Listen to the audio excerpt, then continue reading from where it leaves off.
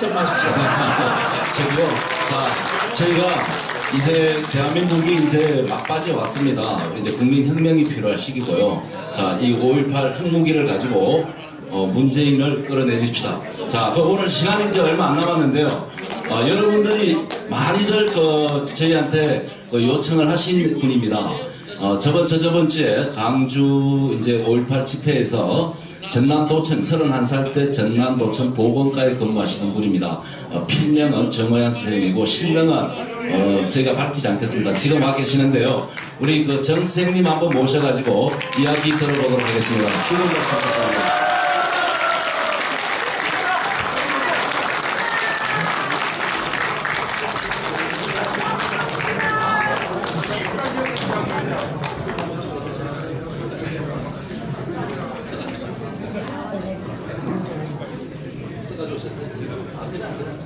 고맙습니다.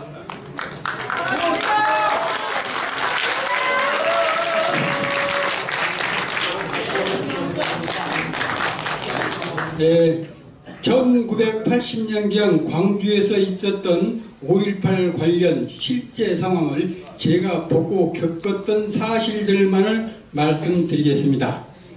저는 그 당시 30세였고 전남도청 보건과에 근무하고 있었습니다. 5.18 민주화운동 후 단초가 된다고 말할 수 있는 대학생들의 데모는 5월 15일경까지 광주 시내에서 산발적으로 하고 있었지만 결코 과격하다거나 무력을 사용한 데모는 전혀 아니었습니다. 실제 데모에 참가한 대다수의 대학생들은 총학생회 간부들의 우격다짐으로 데모를 선동하는 바람에 마지못해 참가한 대학생들이 대부분이었던 것이라고 알고 있습니다. 1980년 5월 16일경부터 5월 21일경까지의 광주 지역 실제 상황을 말씀드리겠습니다. 광주 시내에서 시끄럽게 산발적으로 하고 있던 대학생들의 데모가 5월 16일경부터는 갑자기 자취를 감추자 매우 낯이설은 청장년들이 나서서 일반 시민들을 선동하여 데모대를 이끄는 듯한 느낌을 받았었고, 이 낯이설은 청장년들이 주동이 되어 갑작스럽게 일반 시민들이 시내를 몰려다니면서 데모대가 형성되기 시작하였고, 5월 18일경부터는 본격적으로 데모가 이루어짐과 동시에 매우 과격하고 폭력적으로 변하여 공권력을 거의 마비시켜버리고, 이때부터 경찰력은 보이지 않고 시간은 완전히 치안 공백 상태가 되고, 그 데모대들의 폭력적인 형태는 걷잡을 수 없게 되어 광주 인근의 군 병력이 투입되기 시작한 것으로 알고 있습니다. 5월 21일경은 5.18 사태의 정점이 되는 날로 데모대들이 탈취한 시내버스와 장갑차를 앞세우고 금남로 5가쯤에서부터 금남로 일가 끝에 위치한 도청을 향해 몰려오고 있었습니다. 그때 군 병력이 도청 앞 분수대 앞에서 가로 1m, 세로 0.5m쯤 되는 콘크리트 화분대를 엄폐로 데모대를 향해 방어를 하고 있었고, 장갑차를 앞세운 데모대들이 군인들 코앞까지 몰려오자 군인들은 엎드려 있다가 일어나서 뒤로 물러나기 시작하였고, 군인들 중 2명이 수협 앞에서 장갑차를 피해 뒷걸음을 치다가 그대로 전진해오는 장갑차에 깔려 형체를 알아볼 수 없을 정도로 처참하게 시체로 변해버렸으며, 이것이 5.18 사태 중 광주에서 최초로 목격된 사망사고였습니다. 5월 21일 오후 6시경에 도청이 데모대들의 수중에 함락되었습니다. 저는 도청 바로 옆 동명동 동료 직원 집에서 숙식을 하고 있었고, 그날 저녁에 대문 앞에서 데모대들의 상황을 지켜보고 있던 중 유리창 하나도 없고 엉망진창이 된 시내버스가 집 앞에 멈추는 것을 보고 차 안을 살펴봤더니 운전은 건장한 청장년이 하고 있고 뒤에는 중고생들과 몇몇 시민들이 타고 있었는데, 차 바닥에는 총알이 그득그득 담긴 탄알 상자와 수류탄, 총들이 어지럽게 수북히 쌓여있고 아이들은 양쪽에 탄알 띠를 두르고 수류탄을 몇 개씩 허리에 차고 기관총이나 소총들을 메고 있었습니다. 저는 무섭기도 하여 얼른 내리려고 하였으나 차가 그대로 출발해버려 어딘지도 모르고 다니게 되었으며 얼마나 시간이 되었는지도 모른 채 차가 멈추기에 급히 뛰어내렸으며 캄캄한 밤중이라 그곳이 어딘지 분간도 못하고 서있던 중 시커먼 장갑차가 제 앞에 멈추더군요. 장갑차 문이 열리고 여성이 나와서 나와보고 왜 여기 서 있느냐고 하길래 여기가 어딘지도 모르고 집에를 가려고 하나 갈 방도가 없는 형편이라고 말하니까 타라고 하더라. 현전 처음 장갑차에 탔더니 30, 40대쯤 돼 보이는 매우 낯설은 인상의 사람이 운전을 하고 30대 여성은 마이크를 잡고 시민군 홍보 및 선동 방송을 계속하였다. 아무튼 도청 근방에서 내려주기에 무사히 집에 오게 되었고 그동안 집에서는 난리가 났었다고 하였다. 그날 밤에는 집 밖에서 천천히 하시오.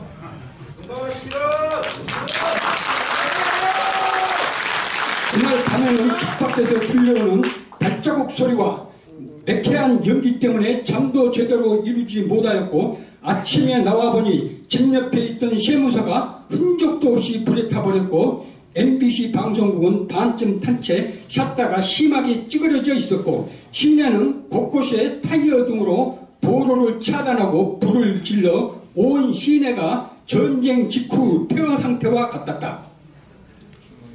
도청 앞이나 거리 곳곳에 군용 차량들이 즐비하고 그 위에는 무장 비슷한 옷과 헬멧 등을 쓴 역시 매우 낯이 사람들이 헬멧이나 머리에 흰 띠를 두르고 특이하게도 찔레꽃 같은 것을 꽂고 무리를 지어 있었다. 하루아침에 완전히 딴 세상이 되어 있었으나 평화로운 느낌마저 들 정도로 고요한 분위기였었다.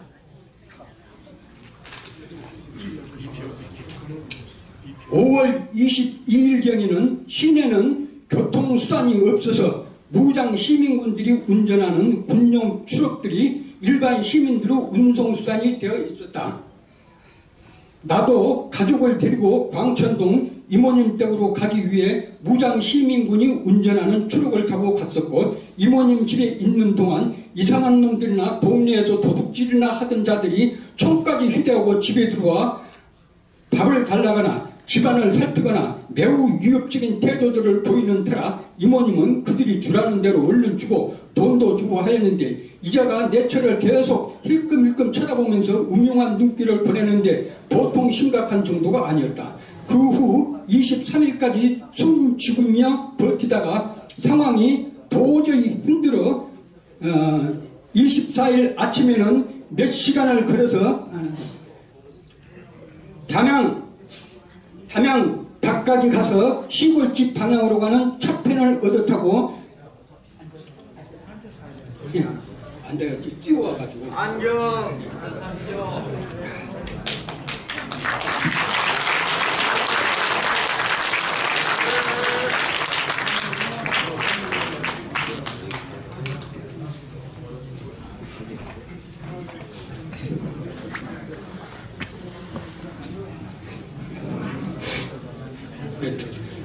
담양 밖까지 가서 시골집 방향으로 가는 차편을 얻어 타고 시골집에 도착하였다.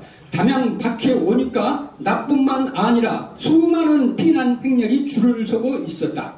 5월 27일경에 도청이 수복되었다는 방송을 듣고 급히 광주로 내려갔고 출근을 하였다. 출근하자마자 보건과 의료진들과 함께 사망자, 부상자를 파악하고 부상자 치료 및 시신 검안 등을 하라는 임무가 주어졌다. 우선 도청 중앙 공간 등의 시신들을 쌓아놓은 곳으로 갔더니 시체 썩는 냄새가 진동을 하였고 시신들은 일부는 관안에 들어있었고 일부는 비닐 등에 쌓여 있었고 일부는 그대로 노출이 되어 있는 상태였다. 시신들을 살펴보니 황토 땅에 묻혔다가 파온 것처럼 황토 흙투성이었고 신체들의 형체는 말할 수 없이 처참한 상태였다. 어떤 여성 한 명이 시신들 위에 촛불을 꽂고 있었다. 시신들이 그렇게 많아도 유가족들은 한 명도 보이지 않았다. 그리고 추록들은 어디선가 시신들을 계속 싣고 오고 있었는데 도대체 시신들을 어디서 누가 찾아서 가지고 오는지가 매우 궁금하고 의아했었다.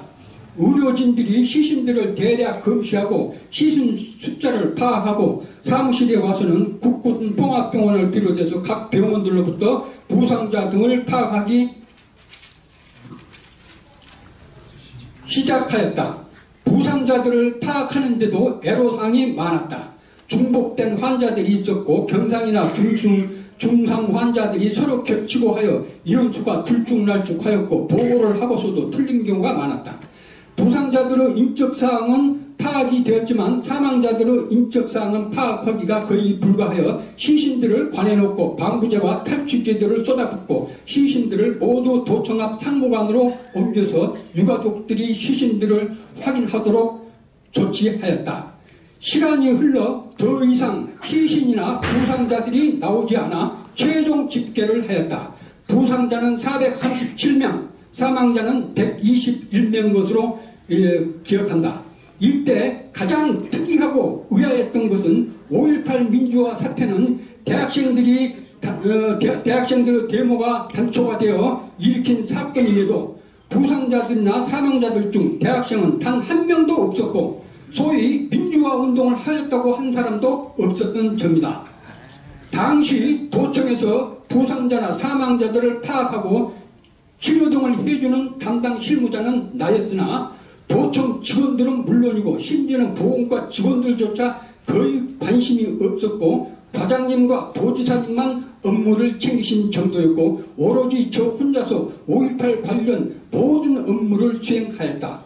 5.18 사태는 처음부터 끝까지 대학생들과 일부 시민들이 데모를 하다 어쩌다가 이런 사태로까지 발전한 것으로 보고 도청 직원들이나 대다수의 시민들은 5.18 사태를 전혀 대수롭게 여기지 않았었다. 만약 지금 시대에 5.18 사태가 일어났다면 도청 직원들, 경찰들, 검찰들, 의원들, 시민단체들 등이 총동원되어 사건을 수습하였을 것이다. 그럼에도 그때 공무원 생활한 지 6개월째 했어요. 신청. 저 혼자 모든 걸 감당했어요. 그 후 여론들은 사망자가 500명에서 5,000명은 될 것이라는 말이 대세했으나 저는 그런 여론에 코숨치고 있었다. 당시 부상자에게는 400만원, 사망자에게는 600만원씩을 무조건 지급하기로 하였고 또 내 가족이나 친척들이 행방불명이 되었거나 다쳤다면 신고하거나 찾아 나서지 않을 사람들이 어디 있었겠는가 하는 생각 때문이었다. 그 후에 광주시가 광주광역시로 승격되는 바람에 5.18 관련 업무가 도청에서 광주광역시로 이관되었고 5.18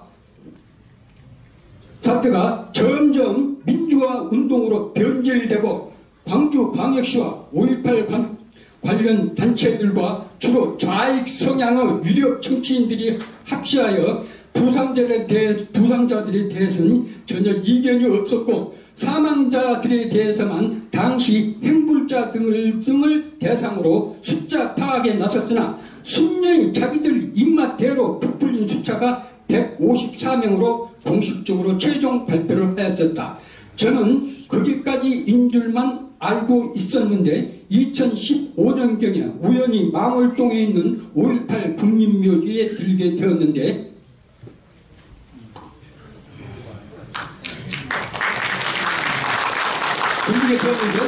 깜짝 놀라 까무라칠 뻔했다.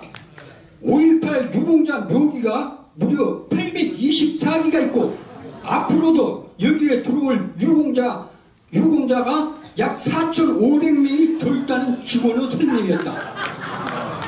그래서 저는 유공자 외에 그 가족들까지도 묻히는 것이냐고 물어봤더니 그게 아니고 순수하게 5.18 때 다치거나 사망한 본인들만 들어올 수 있다고 하였다. 나는 하도 기가 차서 말문이 막혔다. 그동안 5.18 단체들의 많은 비리들이 있다는 것을 알고 있었지만 이토록 엄청난 비리를 저지르고 있었다는 것은 꿈에도 생각지 못하였다.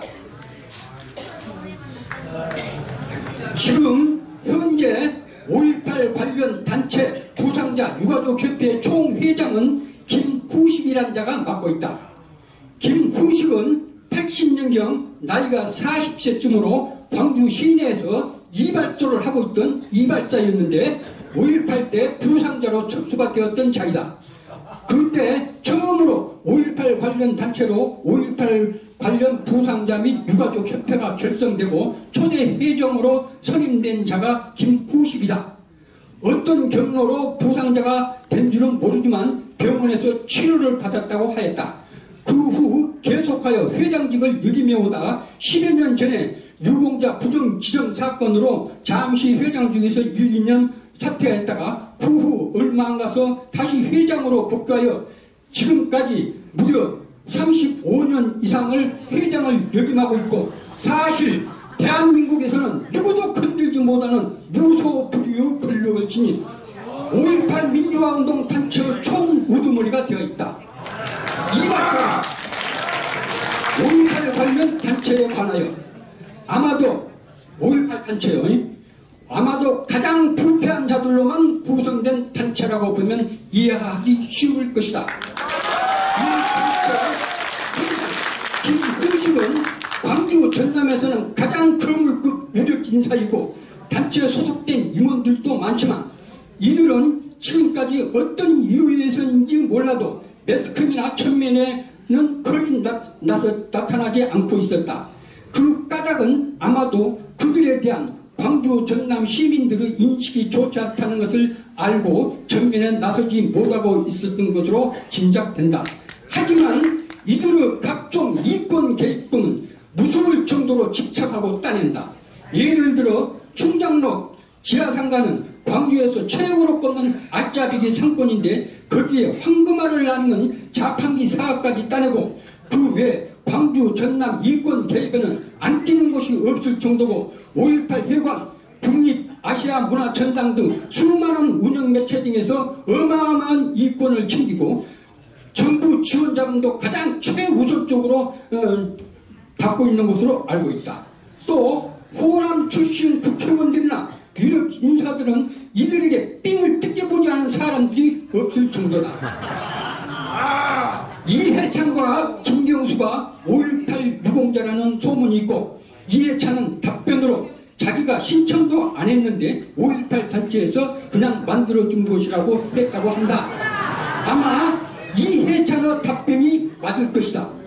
5.18 단체에서는 이해찬뿐만 아니라 많은 국회의원들이나 유력 인사들에게도 방패막으로 5.18 유공자증을 만들어준 것으로 충분히 심증이 간다. 모든 사람들이 가장 궁금해하는 것이 5.18 사태 주동자 및 시민군의 실체와 시민군 본부, 시민군 본대일 것이다. 시민군. 저보다 몇 살 아래인 사람이 20여 년 전부터 같은 아파트, 같은 동에 살면서 지금까지 매우 친하게 지내오는 사람을 소개한다.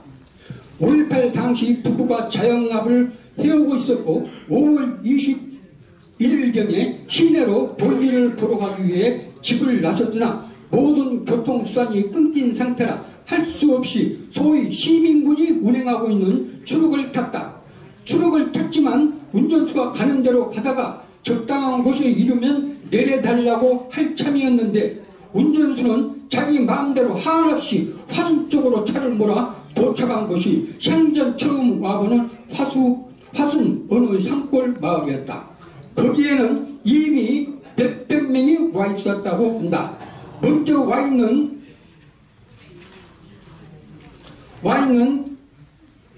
몇백 명도 모두 무기를 소지하고 있었다고 하고 본인도 차에 탔을 때 차 안에는 총, 수류탄, 탄알 등이 수북히 쌓여 있어 일단 호신용으로 총을 들었다고 한다. 마을에 도착하니 처음에는 몰랐지만 그 마을 이양 가족이 주축이 되어 동네 부인들이 하루 30씩 밥을 계속 해주었다고 하고, 그곳에서 5월 21일부터 5월 27일까지 있다가 도청이 수복되었다는 방송을 듣고 7일 만에 광주로 돌아올 수 있었다고 한다. 그곳 마을 빈터에서 일주일 동안 아무 하는 일 없이 서로 웅크리고 야영을 하였다 하고,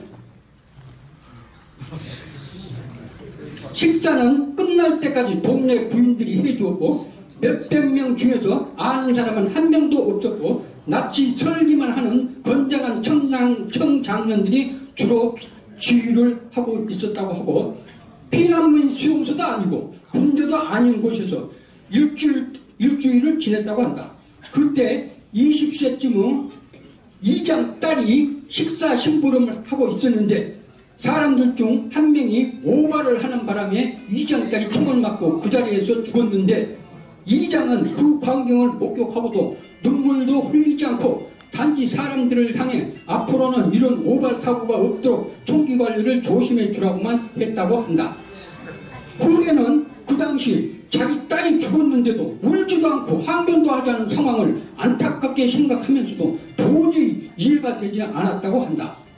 당시 화순 주남마을에서 사람들이 가장 많이 죽었고, 후배 말로는 시민군들이 사람들을 태우고 주남마을을 통과할 때 주남마을 산 위에 미리 매복하고 있던 자들이 출구 바퀴를 중점 총격을 하여 출구를 전복시킨 다음 차에 타고 있던 사람들을 향해 무차별 총격을 가하여 그때 많은 사람들이 죽었다. 그 당시 주남마을 산에서 매복하고 있던 자들에 의해 군인들도 많은 사상자가 발생하였다고 한다. 요약하자면 후배가 머무르고 있던 곳이 시민군 본부요, 시민군 본대였고, 그곳에 있던 몇백 명의 사람들은 본인도 모르는 사이 시민군 아닌 시민군이 되어 있었고, 이들 시민군 아닌 시민군들이 소위 말하는 시민군의 실체였던 것이다.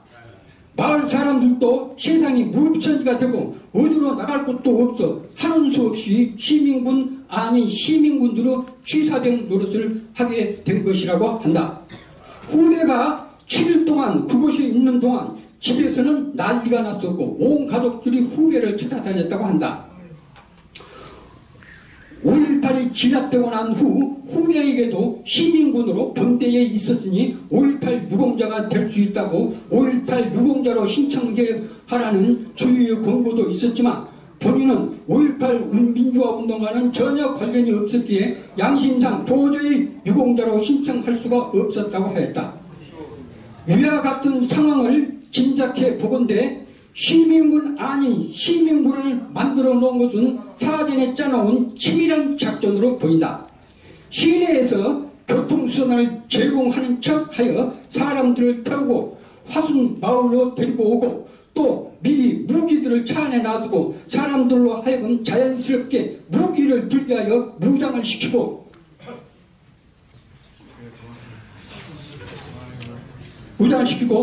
상대편인 계엄군 등과 교전 등이 발생할 시에 이들 시민군 아닌 시민군들을 투입하여 총알바지로 이용하고, 이들 시민군 아닌 시민군들이 죽으면 죽을수록 계엄군들에 의해 시민군들이 싸우다 죽었다고 하면 아무것도 모르는 일반 국민들은 무조건 계엄군들에 의해 계엄군들에 대한 공분을 일으킬 것이고, 이들 정체불명의 선동 집단들은 오히려 일반 시민들이나 국민들에게 영웅시 될 것이고, 일반 시민들로부터도 동정심 등을 유발케 하는 일거양득의 작전인 셈이 된다.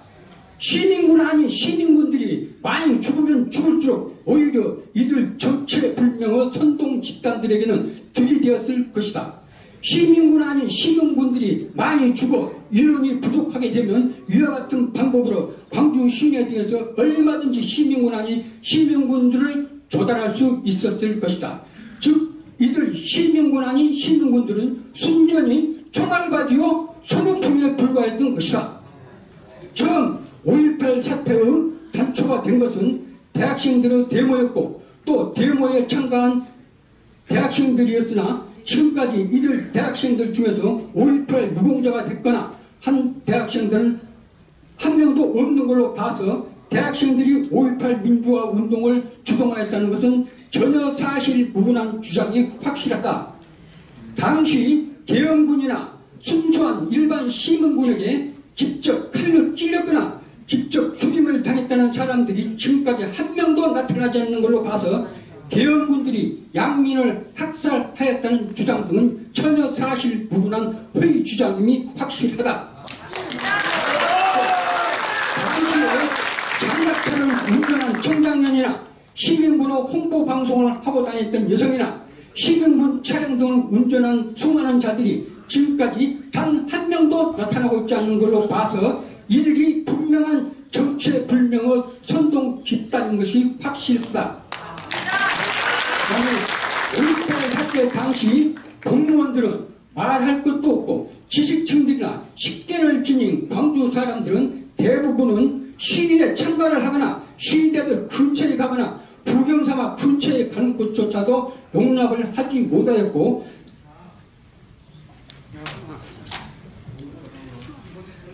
자식들이나 가족들에게도 엄히 타이르곤 하는 분위기였다. 그런데 누가 5.18 민주화 운동 투쟁을 했다는 말인가? 그 당시 광주 시민들 대부분은 무서워서 집 밖에 나오지도 못하고 대문을 꼭꼭 걸어잠그고 숨지기며 지내고 있었다.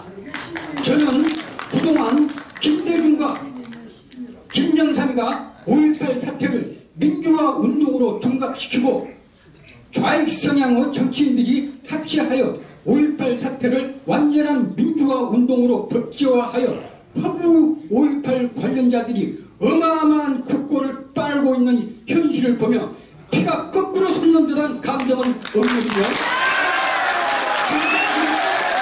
지금까지 수십 년을 지내왔었다. 끝으로 김한호 씨가 5.18 사태가 허구라는 사실을 주장하는 것을 계속 지켜보고 오던 중 5.18 단체들과 광주 검찰들이 김한호 씨에 대한 무수한 린치를 가하는 것을 보고 치를 떨었고 저 역시 5.18 단체들과 광주 검찰들이 린치를 가해오면 죽기를 각오하고 저희 의지를 만천하에 밝히는 바입니다.